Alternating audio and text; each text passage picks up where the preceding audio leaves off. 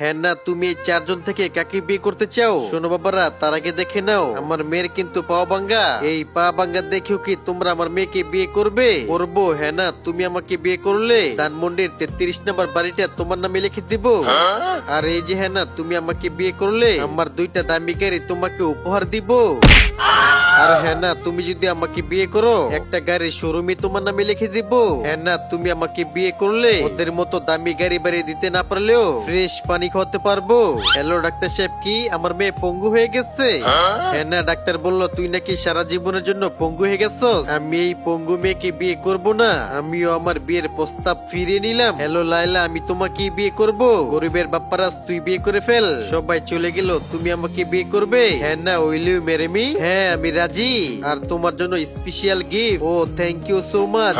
এই হ্যাঁ না, তোমার পাও দেখি ভালো। হ্যাঁ ভালো, আমি তো এতক্ষণ অভিনয় করছি। লাইক কইরেন।